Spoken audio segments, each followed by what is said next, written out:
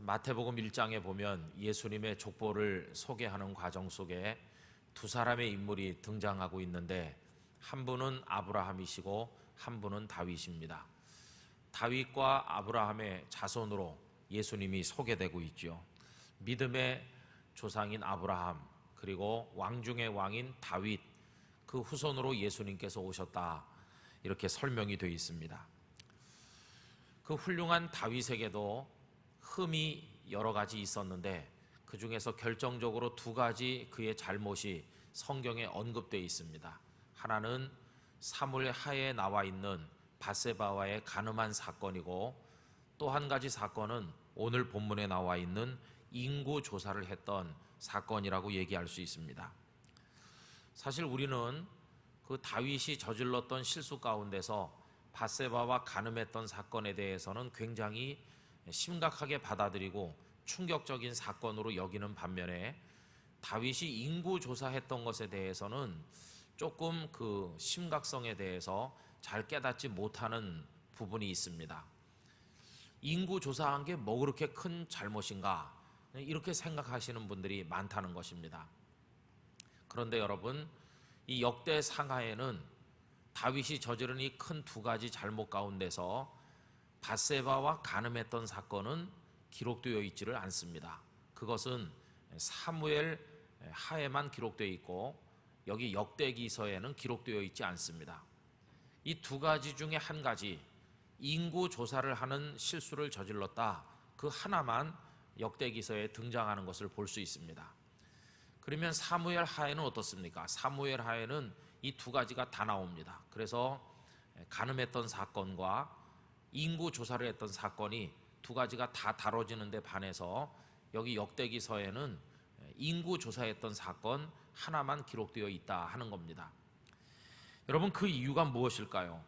그 이유는 이 역대 상하가 의도하는 목적과 관계가 깊다고 얘기할 수 있습니다. 이 역대 상하는 지난번에도 잠시 말씀드린 적이 있습니다만은 열왕기 상하와는 좀 많이 다릅니다. 우선 열왕기 상하는 북왕국 이스라엘의 역사도 다 기록되어 있고, 남왕국 유다의 역사도 같이 기록되어 있습니다.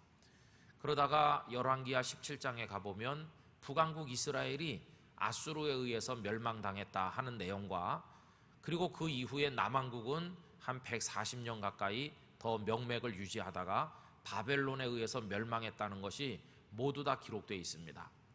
그런데 이 역대 상하에는 북왕국 이스라엘의 이야기는 빠져 있습니다. 여러분들이 이미 읽으셔서 아시는 것처럼 역대상 1장을 펼치면 족보처럼 많은 사람들의 이름이 등장합니다. 수많은 사람들의 이야기, 가문별로 그 계보들, 또 제사장의 가문, 혹은 또 바벨론 포로에서 돌아온 사람들, 지파별로 쭉 말씀되어 있습니다. 그리고는 바로 나오는 것이 다윗의 이야기로부터 이제 시작이 되고 있습니다. 다윗이 왕이 되는 이야기로부터 시작이 돼서, 그리고 다윗의 치세가 끝나고 그 아들 솔로몬에게로 넘어가고, 솔로몬이 어떻게 성전을 영광스럽게 지었는지 이런데 지면을 굉장히 많이 할애하고 있습니다. 솔로몬의 치세가 끝난 그 다음 이야기로 넘어가면 당연히 북왕국 이스라엘 이야기가 나와야 되는데, 북왕국 이스라엘 이야기는 나오지 않고 솔로몬의 후예들의 이야기, 다시 말하면 남왕국 유다의 이야기만 그 유다가 멸망할 때까지 쭉 나와 있는 것을 볼 수 있습니다. 그래서 많은 학자들이 이 역대 상하는 의도하는 목적이 완전히 다르다고 하는데 동의를 하고 있습니다. 그럼 뭐냐 하면 유다 왕국의 역사를 보여주기 위한 것이다. 북왕국 이스라엘이 아니고 남왕국 유다의 역사를 보여주고자 하는 목적으로 기록됐다. 그러면 왜 남왕국 유다의 역사만 기록하려고 하는 것일까요? 왜 북왕국 이스라엘 이야기는 빠져 있는 것일까요? 여기는 아주 중요한 뜻이 들어있는데요. 여러분, 바벨론의 포로로 끌려가는 그 과정을 다시 한번 말씀드리면, 주전 721년 북왕국 이스라엘이 아수르에 먼저 멸망했습니다. 아수르에게 먼저 멸망하고 한 140년쯤이나 더 지나서 주전 586년쯤 왔을 때 바벨론에 의해서 남왕국이 멸망했어요. 그리고 남왕국 백성들이 바벨론에 많이 포로로 끌려갔습니다. 물론 예루살렘에 남아있는 사람들도 있었지만 똑똑하고 훌륭했던 사람들은 다 바벨론으로 끌려갔습니다. 여러분들이 잘 아시는 대로 뭐 에스겔이라든지 다니엘이라든지 이런 분들 전부 다 이제 바벨론에 끌려가신 분들이시죠. 그런데 이 사람들은 거기 가서도 믿음을 지켰다는 것입니다. 물론 남왕국이 바벨론에 멸망한 이유는 그들이 우상을 숭배하고 부패하고 타락했기 때문입니다. 그렇지만 그나마 남왕국 사람들 중에는 다니엘처럼 하나님을 향한 믿음을 지키는 사람들이 있었습니다. 그래서 바벨론의 포로로 끌려간 다음에도 하나님을 경외했고 거기서도 하나님을 바라봤습니다. 여러분, 구약시대 때 하나님을 섬기는 방법이 뭐였습니까? 그것은 성전에 와서 제사를 드리는 겁니다. 그죠?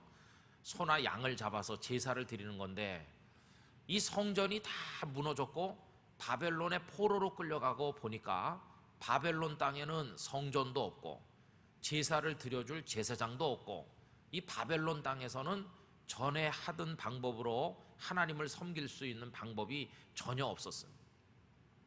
그래서 이 바벨론에 와서 하나님을 섬기는 새로운 방식이 개발됐는데 그게 뭐냐 하면 말씀 중심으로 하나님을 섬긴다 하는 겁니다. 그들은 포로로 끌려와 있는 자신들의 신세를 가슴 아파하면서 몇몇 사람들이 거기서 모였습니다. 고단한 타국 생활을 하면서 포로의 신분으로 살아가면서 그 유대인들이 모여가지고 같이 하나님을 찬송하는 겁니다.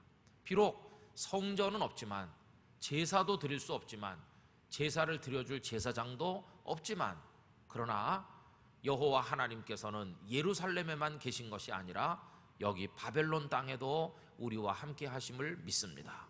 그러면서 그 바벨론 땅에서도 하나님을 경외했습니다. 그리고 제사를 드리는 대신에 이제는 방법을 조금 달리하게 됐는데 시편에 나오는 여러 시들을 통해서 하나님을 찬양하는 겁니다. 하나님을 높여서 찬양하고 그리고 마음을 쏟아서 기도를 드렸습니다. 그리고 모세를 통해서 들려주셨던 그 하나님의 말씀, 그동안 자신들이 그 말씀을 잊었고 말씀을 불순종했고 말씀을 떠나 살다가 이렇게 멸망한 것을 생각하면서 그 말씀을 가슴속에 깊이 새기고 가르치고 그 말씀의 깊은 뜻을 발견해내기 위해서 노력하면서 말씀을 연구하게 됐습니다. 그러자 바벨론에 끌려가 있는 그 유대인들의 그 모임의 모습이 뭐와 비슷해졌느냐 하면 오늘 우리가 예배드리는 것과 비슷하게 됐습니다. 찬송이 있지요, 기도가 있지요, 그리고 하나님의 말씀을 가르치고 배우고 나누는 말씀의 시간이 그 속에 있었거든요. 그래서 여러분, 우리 개신교 요즘에 드리는 이런 예배가 어디서부터 그 뿌리를 찾을 수 있을 것인가 이렇게 추적해 올라가 보면 초대교회 베드로, 야고보, 요한 이런 분들이 살아계실 때 예배 드렸던 대로부터 흘러나온 것인데 그분들은 어디서 그런 양식을 배웠을까? 결국은 이 바벨론의 포로로 끌려갔던 유대인들에게서부터 그런 형식을 배웠다는 것입니다. 그러니까 소를 잡고 양을 잡고 피를 흘려서 제사하는 건 이제 사라지고 그 대신에 하나님 앞에 찬양의 제사를 드리고 기도의 제물을 올려드리고 하나님의 말씀을 서로 나눔으로써 그리고 믿음을 가지고 하나님을 경외하기로 서로 결심함으로 말미암아 하나님을 섬기는 새로운 방식을 그들이 발견하게 됐다는 것입니다. 그래서 여러분, 남왕국에서 끌려갔던 사람들 중에는 바벨론 땅이지만 여호와 하나님을 잊어버리지 아니하고 믿음을 지키는 사람들이 많이 있었습니다. 그러다가 여러 해가 지난 다음에 지난번에도 자주 말씀드린 것처럼 주전 538년 됐을 때 바벨론은 멸망하고 메대와 페르시아 제국이 장악했을 때 그 페르시아 제국의 왕인 고레스, 그 키루스 왕이 포로된 유다 백성들은 자기 고향 예루살렘으로 돌아가도 좋다 이렇게 하면서 스룹바벨이라고 하는 인물을 그들의 지도자로 임명을 했습니다. 여러분, 이 스룹바벨은 다윗의 핏줄을 이어받은 정통의 그 계보를 잇는 사람이고 나라가 멸망하지 않았더라면 왕이 되었을 사람이 이 스룹바벨이죠. 그 혈통이 아주 존귀한 사람이죠. 이 스룹바벨이 지도자가 돼서 예루살렘으로 귀환하기를 원하는 백성들을 인솔해가지고 예루살렘으로 돌아오게 됩니다. 그때 수룹바벨을 따라온 사람들의 숫자가 대략 5만 명쯤 되는 것으로 기록되어 있습니다. 이 사람들이 수십 년 만에 예루살렘에 돌아와 보니까 성전은 다 무너진 그대로 있고 성도 다 파괴됐고 폐허인 채로 있어서 이들이 눈물로 그 예루살렘 성전을 다시 수축해서 재건하는 이야기가 성경에 나와 있지 않습니까? 많은 어려움 끝에 가까스로 성전을 재건하게 됩니다. 그리고 나중에 시간이 좀 뒤늦게 돌아온 사람들 중에 에스겔도 있고 또 느헤미야도 계시는데, 이분들이 왔을 때 에스겔은 말씀을 백성들에게 가르쳐서 여호와 경외하는 법을 일러 주었고, 느헤미야는 이제 바깥에 둘러싸여 있다 무너진 그 성벽, 예루살렘 성벽을 재건하는 일에 힘썼던 것이 그 느헤미야서에 다 기록되어 있습니다. 여러분 잘 보시면요, 남쪽 나라 유다는 비록 나라가 바벨론에 의해서 멸망하긴 했지만 그래도 그 중에 경건한 사람들이 있었고, 이 사람들은 바벨론에 가서 살면서도 믿음을 상실하지 않았고 가슴 깊은 곳에 여호와 하나님을 향한 믿음을 간직하고 있다가 그들이 돌아와서 다시 성전도 재건하고 말씀을 나누면서 믿음을 지켜나갔다는 것을 알 수가 있잖아요. 그럼 북쪽 나라는 어떻습니까? 북쪽 이스라엘은 주전 721년에 아수르에 의해서 멸망했다고 그랬는데, 그들은 포로로 끌려가서 무슨 믿음을 지켰느냐? 그렇지 않습니다.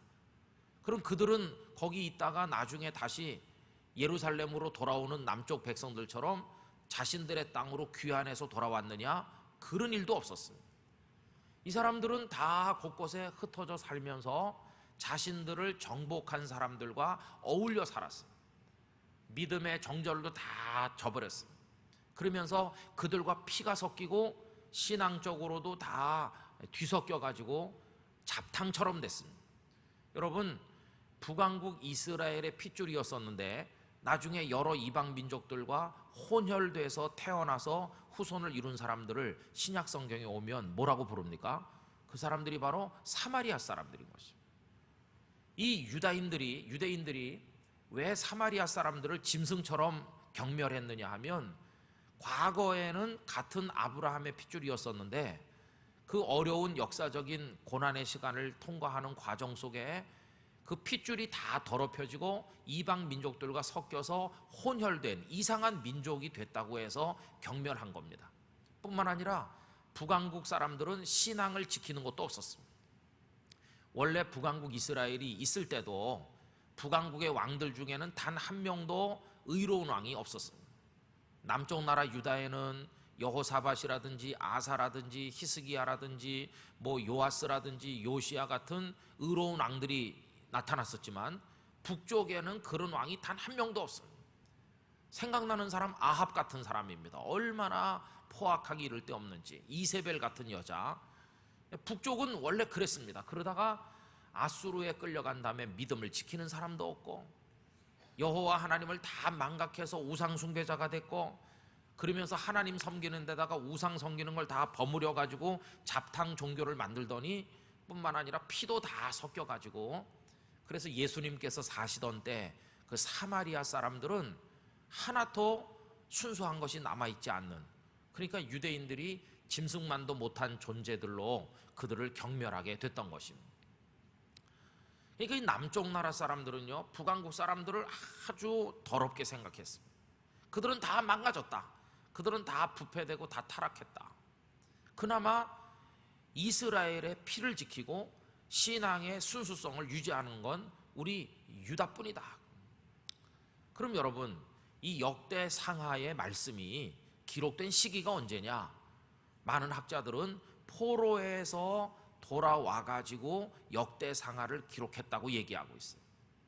아니 그러면 이미 다윗의 왕국이 다 무너져서 오래됐고 포로로 끌려가서 고생하다가 이제 돌아온 마당에 옛날 다윗 시대 이야기의 역사를 다시 쓰는 게 그게 무슨 의미가 있을까? 이런 생각이 들죠. 쓸데없는 짓을 하는 게 아닌가 생각이 들지만 이 속에는 굉장히 중요한 의미가 있는 겁니다. 지금 그들의 신세는 처량합니다. 예루살렘에 돌아오긴 돌아왔어요. 돌아오긴 돌아왔지만 가난하기 짝이었고 예루살렘은 다 방치된 채로 폐허 상태인 채로 그들을 맞이했습니다. 살아갈 방도도 막막하고 경제 시스템 자체가 다 무너져 내렸기 때문에 예루살렘에 산다는 게 정말 어려운 일이었습니다. 비록 고레스 왕이 돌아가라고 그래서 왔지만 고레스가 나라를 세워도 좋다고 허락해 준 건 아니었습니다. 어디까지나 고레스는 자기 백성으로 그냥 사는 거를 요구하는 거지 너희 나라를 회복해라 그런 게 아니었습니다. 여러분, 예루살렘에 돌아오긴 돌아왔지만 여전히 그들은 고레스의 그 치하에서 허덕여 가면서 살아야 됐고, 나라 없는 백성이기는 마찬가지였고, 예루살렘은 다 무너져 있어. 이때 그들이 왜 다윗 시대 이야기로부터 다시 써내려가고 있느냐? 거기는 아주 중요한 뜻이 있는 건데, 비록 우리가 지금 이렇게 무너져 내렸고 형편없는 가운데 이 폐허 위에 두 발을 디디고 서 있기는 하나, 그러나 우리는 위대한 민족이었었다 하는 것을 스스로 확인하고자 하는 것입니다. 우리가 이렇게 폐허로 방치된 예루살렘에 서 있기는 하지만 우리가 누구냐? 우리는 하나님께서 선택한 백성이었고, 우리 중에는 위대한 다윗 같은 인물도 있었고, 그때 이러한 인물들이 있어서 이렇게 저렇게 놀라운 역사를 이루어서 황금 시기를 누렸던 때가 있었다. 지금 우리가 이렇게 초자하고 보잘것없지만 하나님께서는 능히 우리를 과거의 그 영광으로 되돌아가게 하실 수 있으시다. 그러니까 포로에서 돌아온 유대인들이요, 낭망하지 말고 용기를 가지고 여호와 하나님을 경외하라. 그러면 다시 하나님께서는 우리를 이 예루살렘에서 번성하게 하실 것이다. 그런 목적을 가지고 이 역대 상하를 기록하게 되었다 하는 것입니다. 결국 여러분, 이 역대 상하는요, 역사 교육을 위해서 기록된 그들의 역사요, 신앙 교육을 위해서 기록된 그들의 과거라고 얘기할 수 있습니다. 그래서 이 사람들은 다윗의 이야기를 읽으면서, 그리고 솔로몬의 그 영광스러운 성전 건축 이야기를 읽으면서 가슴이 뛰는 것입니다. 왜 우리가 성전을 재건해야 되느냐? 왜 우리가 이 무너진 성전 앞에서 절망하면 안 되느냐? 과거에 이런 위대한 역사가 있지 않았느냐? 우린 위대한 하나님의 백성이었다. 그러니까 우리 힘을 내자. 이렇게 격려하고 다시 일어서기 위한 뜻이 그 속에 담겨 있다는 겁니다. 그럼 여러분, 아까 얘기했던 대로 되돌아가서 왜 북왕국 이야기는 없냐? 북왕국은 아까도 말씀드린 것처럼 믿음을 지킨 사람도 없고 포로에서 돌아온 사람들도 없고 그들은 다 뒤섞여서 그냥 혼합돼 가지고 없어져 버린 거나 마찬가지 아닙니까? 그러니까 여호와 하나님을 경외하는 신앙을 그 고통의 역사 속에서도 끝까지 지키고 있는 건 자기들밖에 없으니까. 남한국 유다의 그 핏줄을 이어나간 자신들밖에 없기 때문에 이 역대 상하를 기록할 때는 북쪽 나라 이야기는 쓸 필요성을 느끼지를 못하는 거죠. 북쪽은 다 빼라. 북쪽 이야기는 더럽게 타락해서 몰락한 부끄러운 역사이기 때문에 그건 다 빼고 믿음의 정절을 지켜나가는 남한국의 역사만 기록해서 우리의 교훈을 삼자 하는 뜻으로 역대상하를 기록했다는 것입니다. 여러분, 이 역대상하를 기록한 그 과정을 우리가 이렇게 이해한다면 오늘날도 마찬가지일 것이라고 생각합니다. 하나님께서는 어떤 사람들의 이야기를 기록해 두기를 좋아하실까요? 믿음을 지키고 하나님을 경외하는 사람들의 삶의 이야기들을 기록해 두실 것이라고 믿습니다.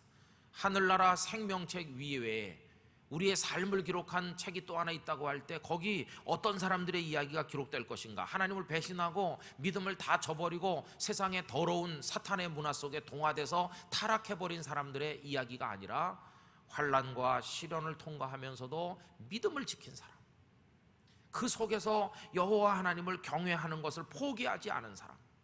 그래서 다니엘 같은 삶의 이야기, 사드락과 메삭과 아벳느고와 같은 그런 아름다운 이야기를 남겨낸 사람들의 스토리만 하나님께서는 기록해 두신다는 것입니다.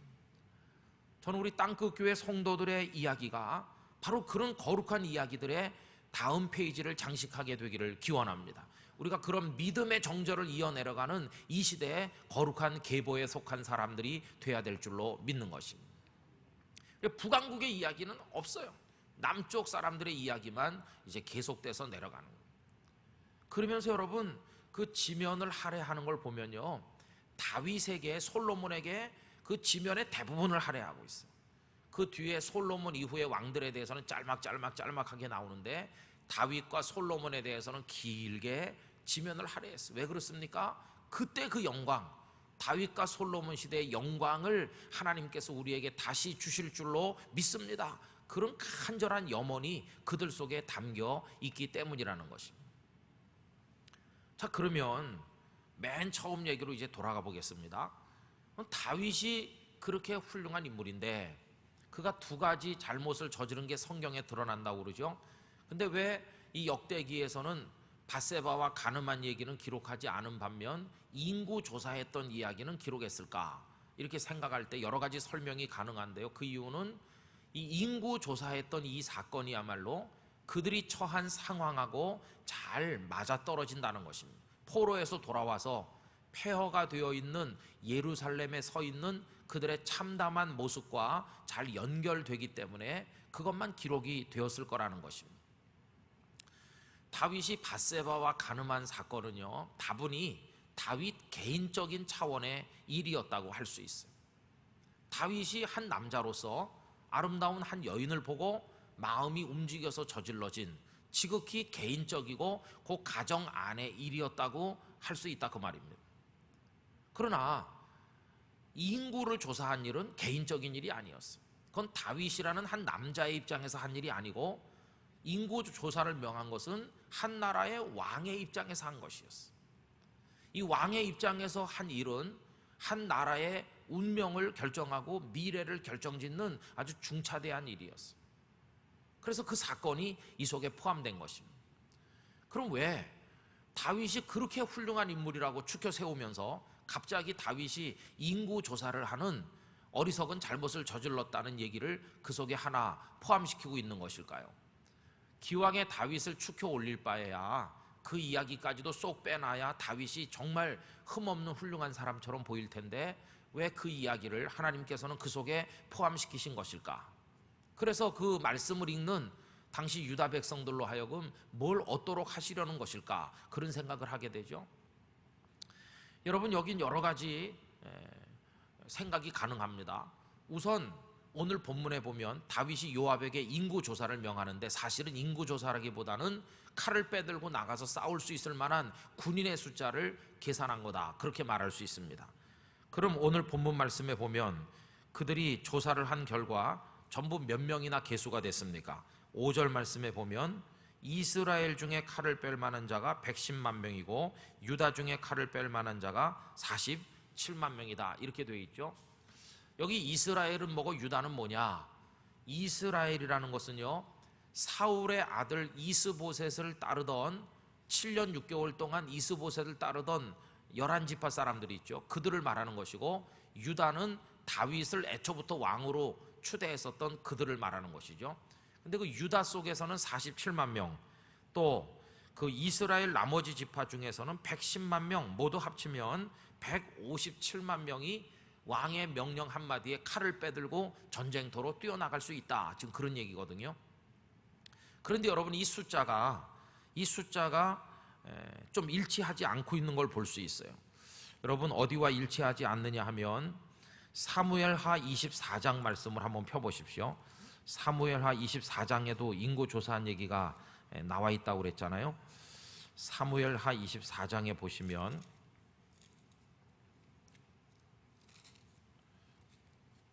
24장 9절 말씀, 24장 9절에 보면 이런 말씀이 있습니다. 찾으신 분은 다 같이 한번 읽어보실까요?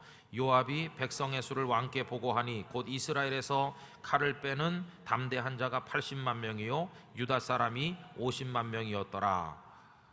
조금 아까 우리가 읽은 역대상 21장이랑 숫자가 일치합니까? 안 합니까? 일치하지 않죠. 이스라엘에서 칼을 빼는 사람이 오늘 읽은 본문에는 110만 명이라고 그랬는데 여기 사무엘 하에는 80만이라고 30만 명 차이 나잖아요. 이것에 대해서 학자들은 뭐라고 설명하냐 하면 예비군이 30만 명 있었을 것이다. 여기 사무엘 하에는 예비군 숫자는 포함되지 않았을 것이다, 이렇게 설명하고요. 그러면 유다 사람이 역대기서에는 47만 명이라고 되어 있는데 어떻게 여기에는 50만이라고 되어 있느냐? 오늘 본문으로 와서 보면요, 요압이 다윗의 명령에 대해서 좀 불만족스러운 반응을 보이면서 왕에게 보고할 때 21장 6절에 보면 뭐라고 표현되어 있냐 하면 레위와 베냐민 사람은 계수하지 아니하였더라.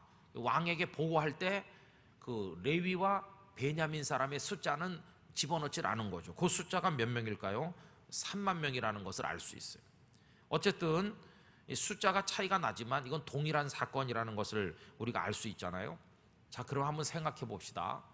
오늘 본문을 기준으로 하면 이스라엘 중에서 전쟁에 동원될 수 있는 사람이 110만 명이고 유다 중에서 전쟁에 나갈 수 있는 사람이 47만 명이니까 무려 157만 명이라는 어마어마한 대군이 준비되어 있는 거예요. 그럼 여러분, 지금 우리나라 대한민국의 군인도 60만 밖에 안 되는데 그때 어떻게 그 엄청난 숫자가 가능했느냐? 여러분, 그때는요 나이 20 몇 살 된 사람만 2, 3년 동안 군에 복무하는 게 아니고 그때는 기력 있는 사람은 다 나가는 것입니다. 전 국민이 남자들 20살 이상 된 사람은 전부 다 전쟁 때는 나이 40, 50대도 나가는 겁니다. 그러니까 이 남자들의 대부분의 숫자가 다 포함됐다고 얘기할 수 있어요. 그럼 이걸 지금 기록하는 의도는 뭡니까? 그 의도는 이런 겁니다.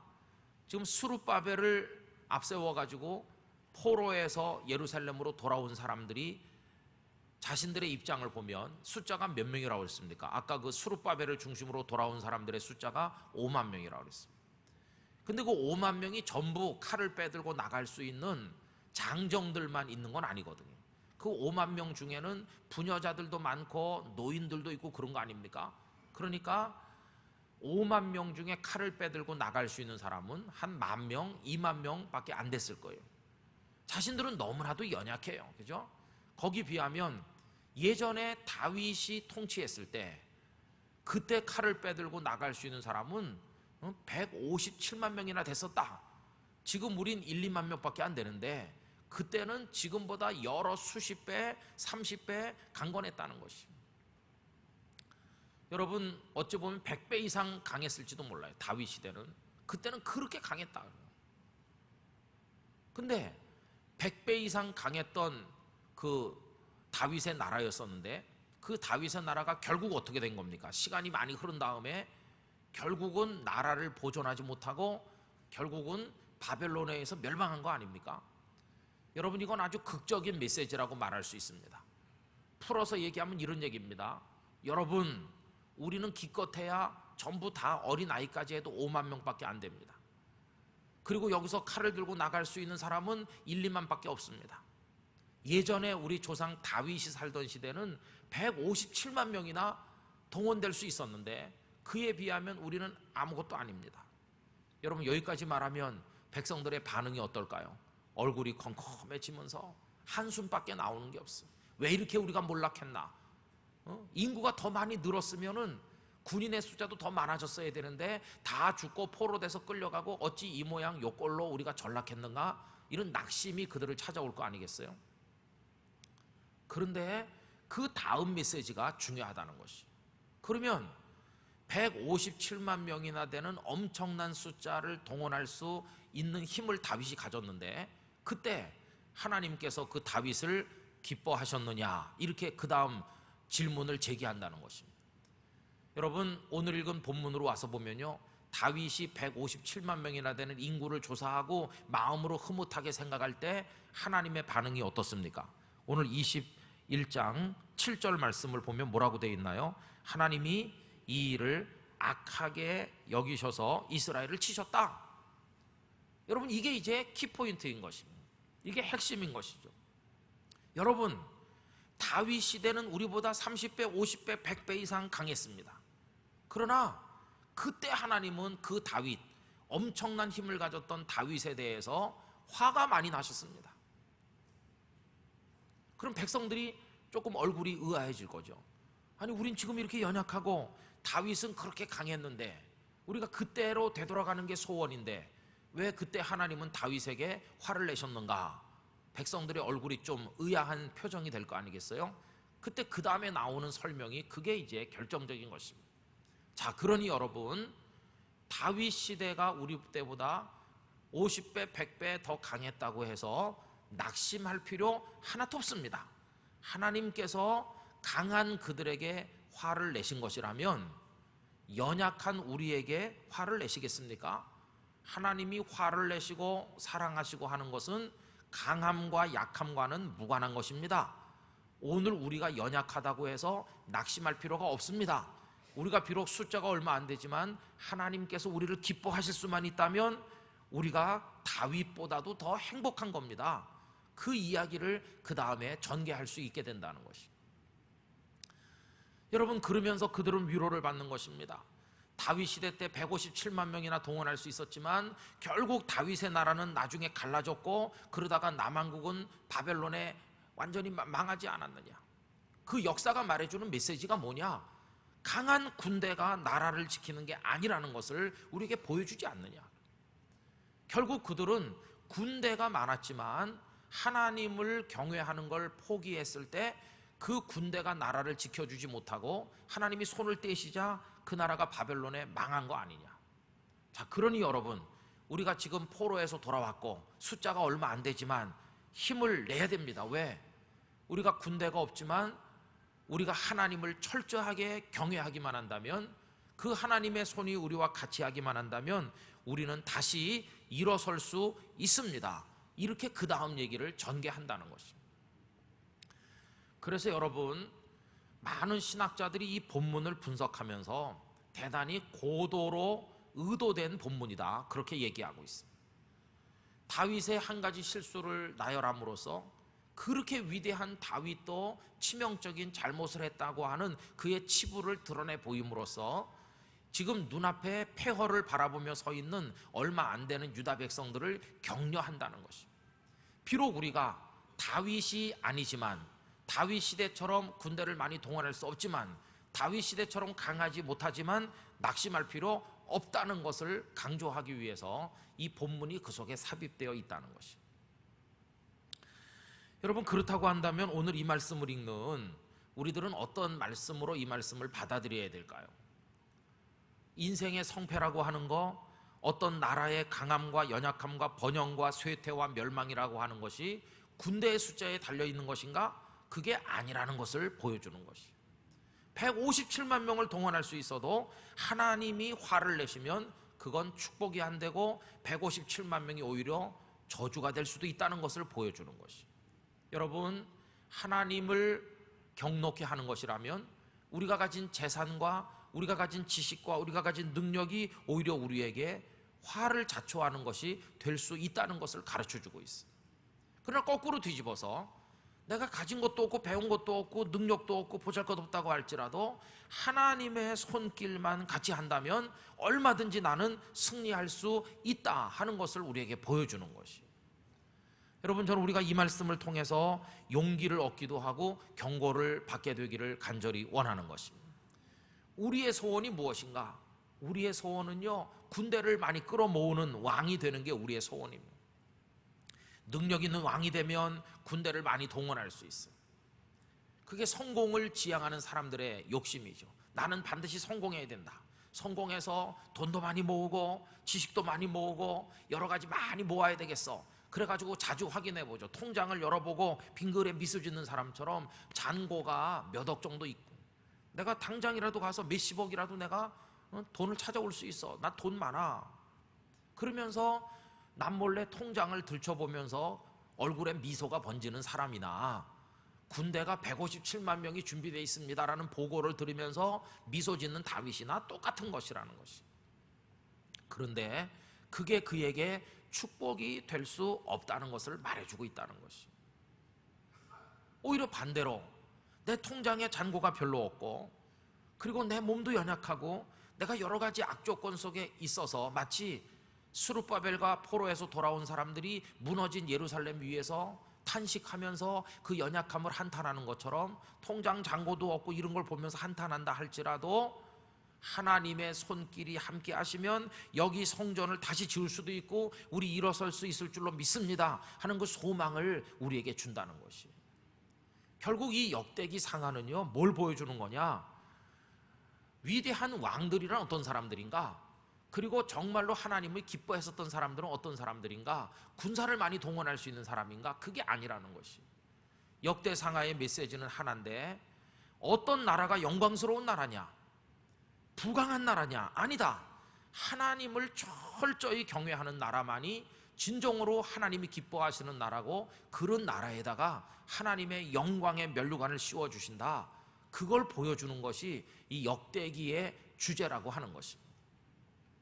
여러분, 그러므로 오늘 우린 이 말씀을 마음 깊이 받아들여야만 될 것입니다. 누가 영광스러운 그리스도인이 될 것인가? 여호와 하나님만을 자신의 모든 것으로 믿고 따르는 사람이 바로 그런 주인공이 될 줄로 믿습니다. 그게 우리의 선포해주는 가장 중요한 이 역대기의 메시지가 되는 것이죠. 그래서 믿음 있는 그리스도인들은 오늘 자신의 현실을 보고 낙심하지 않아요. 내가 동원할 수 있는 사람이 1, 2만 명밖에 안 돼도 우리는 겁먹지 않는다. 왜? 우리는 1, 2만 명이라는 군대를 믿지 않고 우리가 연약하기 때문에 하나님을 믿는다. 우리는 하나님을. 그러나 157만 명을 동원할 수 있는 사람은 내 군대가 157만 명이나 된다 하는 순간 하나님을 향한 신뢰가 사라지고 만다는 것입니다. 그는 인간의 힘으로 싸우게 됩니다. 그러나 연약한 자는 자기 연약함 때문에 하나님을 의지하게 되니까 그는 하나님의 능력으로 싸우게 되는 줄로 믿습니다. 그래서 그는 결국은 승리할 것입니다. 누구의 힘으로? 하나님의 힘으로 승리하게 된다는 것이죠. 여러분, 오늘 우리들은 어떤 모습으로 살아가고 있는지 좀 곰곰이 생각해 봐요. 제가 엊그저께 다른 곳에서도 설교하면서 그런 얘기했는데, 천진난만한 아이 때는요, 뭐 아무것도 가진 것도 없고 아무것도 몰라요. 그러나 요만한 꼬마들, 한 4달 5살짜리 꼬마들은요, 그냥 자유하는 영혼이에요. 자유하는 영혼. 그냥 엄마 밥 줘, 그래 밥 먹으면 만족하고, 그냥 그거 이상 욕심도 없어요. 그리고 그 아이들에게는 이름 석자밖에 없어요. 이름 석자. 홍길동, 그걸로 끝이에요. 그 뒤에 붙은 것도 아무것도 없어요. 그러나 나이가 좀 들면서 사람들은 자기 이름 홍길동 뒤에 뭐가 좀 많이 붙어주기를 기대합니다. 홍길동 박사학위 따야 되겠다. 뭐 홍길동 무슨 이사장님이셔. 그 뒤에 붙는 거 홍길동 회장, 이분이 회장님이시래. 사람들은 홍길동이 명함을 주면요, 홍길동이라는 이름 3글자를 보는 게 아닙니다. 그 사람이 김길동이든 박길동이든 관심이 없어요. 그 자연인에게는 관심이 없어요. 그 사람 뒤에 붙어 있는 거에 관심이 있는 거. 이사장님이셔. 그런데 만약에 그 이사장이라는 게 없어지는 그날이 오면 사람들은 홍길동에게 아무 관심이 없어요. 아무도 홍길동을 찾아오지도 않아요. 왜냐하면 이사장도 아닌데 뭐. 여러분, 중요한 게 홍길동이라는 게 중요합니까? 아니면 그 뒤에 이사장, 회장 뭐 그런 게 중요합니까? 어떤 게 진짜 그 사람입니까? 여러분, 진짜 그 사람, 나중에 하나님 앞에 가서 설 그 사람은 이사장이 가서 서는 게 아니고, 회장님이 가서 하나님 앞에 서는 게 아니고, 인간 홍길동이 하나님 앞에 가서 서는 겁니다. 그런데 우린 나이 들면서 홍길동 나 자신이 하나님 앞에 어떻게 설 것인가는 별로 관심이 없고요, 내 뒤에 달라붙어 있는 게 많은지 적은지 그거에 따라 내 인생이 왔다 갔다 하는 거예요. 명함 뒤에 달라붙은 게 많으면 흡족한 모습으로 나 이런 사람이 올시다 이렇게 하면서 살아가요. 그러나 어린 아이에는 그런 게 없어. 어린 30살짜리 꼬마는 그냥 길동아 그러면 왜 이렇게 하면 그걸로 끝나요. 그런데 나이 들면서부터 우리는 그 뒤에 덕지덕지 뭐가 많이 붙기를 원하는 거예요. 여러분, 이건희 씨가 우리나라에서 대표적인 부자인데, 그분이 부자가 아니었다 할지라도 여러분들이 그에게 관심이 있겠습니까? 인간 이건희라는 사람에게 관심이 있었을까요? 관심 없죠. 그가 재벌의 총수니까 관심이 있는 거지. 그러나 하나님 앞에 갈 때 그 뒤에 붙어 있는 건 아무 의미가 없는 거예요. 아무 의미가 없고, 한 인간 홍길동, 김길동, 박길동이 하나님 앞에 가는 것이죠. 여러분, 하나님 앞에 서는 믿음의 승리는요, 그 한 연약한 자연인 속에 여호와 하나님을 어떻게 경외하는지 하는 그 믿음이 있는지 여부가 중요한 것이지, 우리 뒤에 달라붙어 있는 건 아무것도 아니에요. 그것에 집중하며 살면 나를 속이는 것이고 남을 속이는 것이고 멸망의 나락으로 떨어질 수밖에 없는 것이. 교회 안에서 그래서 우린 계급장을 떼야 됩니다. 바깥에서 뭐 사장님이라고 교회 안에서까지 내가 홍길동 사장인데 사장 그거 다 버려야 돼요. 하나님 앞에 와서 무슨 사장이에요. 바깥에서 사성 장군일지라도 아무 소용없는 것이.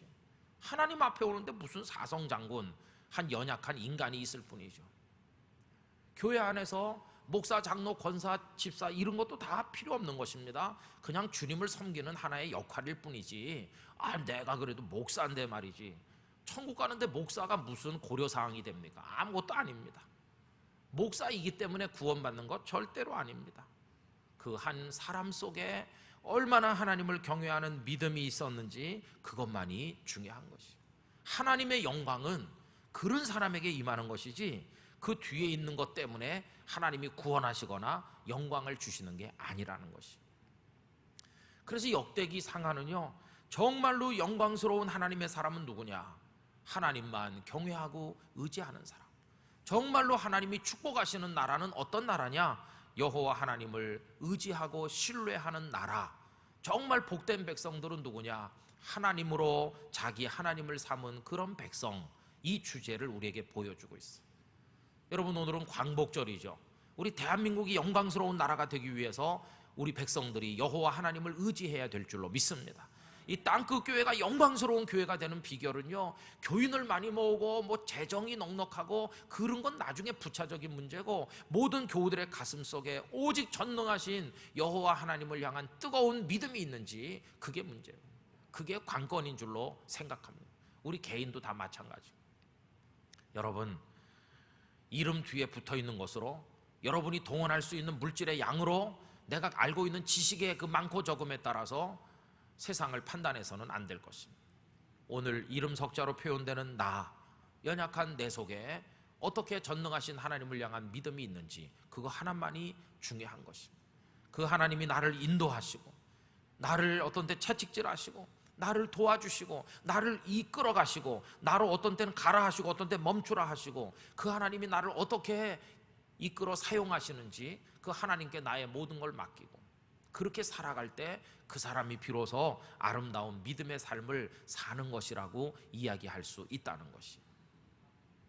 여러분, 그렇다면 그게 본질적인 얘기라면 우리가 지금 관심을 가지고 있는 것들이 얼마나 하찮은 것인가를 우리 깨닫게 돼요. 우리 꾸미기 좋아해요. 조금 더 예쁘게, 조금 더 매끈하게. 그런 하나님의 주된 관심에서 너무 거리가 먼 것들이. 하나님이 우리에게 보고 싶어 하시는 그거와는 너무 관계가 없는 것들에 우리는 모든 걸 쏟아붓고 있어요. 모든 관심사가 그런 하나님이 보실 때는 가치가 없는 것들, 거기에 모든 걸 쏟아부어. 돈을 사용할 때도 무가치한 곳에 쏟아부을 때도 너무나 많아요. 예쁜 옷 한 벌 안 입어도 못 입어도 그 속에 믿음의 옷을 아름답게 입어야 되는데, 우리들은 그 본질에서 너무 많이 벗어나 있을 때가 많이 있어요. 여러분, 선굵은 그리스도인들은 이 믿음이라는 주제 하나에 모든 걸 거는 사람이 돼야 될 줄로 믿습니다. 즉 하나님을 향하여, 하나님의 거룩하심을 향하여, 그 주시는 사랑을 향하여, 그 믿음의 길을 걸어가기 위하여 나머지 모든 건 다 희생할 수도 있고 포기할 수도 있는 그런 절대적인 신앙을 가지고 하나님 앞에 나갈 때, 비록 내가 오늘 연약하고 남이 볼 때 우스워 보여도 전능자 하나님 우리를 도우실 것이고, 우린 그때 진정한 승리자가 될 줄로 믿습니다. 그래서 이 말씀은 가장 위대한 다윗을, 가장 수치스러운 일을 저지른 사람으로 지금 카드로 활용하는 것이, 이렇게 위대한 다윗, 그가 엄청난 왕이었다, 157만 명이나 동원할 수 있었다. 그러나 봐라, 하나님은 코웃음 치셨다. 다윗을 동원해서 이야기함으로 오히려 이 메시지의 효과를 극대화시키고 있는 것을 볼 수 있어요. 다윗도 그랬더라면 하물며 우리일까 보겠냐. 다윗같이 위대한 사람도 하나님 앞에 우스갯거리가 되고 말았는데, 내가 뭐 조금 가진 거 가지고 자랑해가지고야 얼마나 하나님 앞에 비웃음거리가 되겠어. 그러니 우리가 할 일은 하나님 의지하는 것밖에 없지.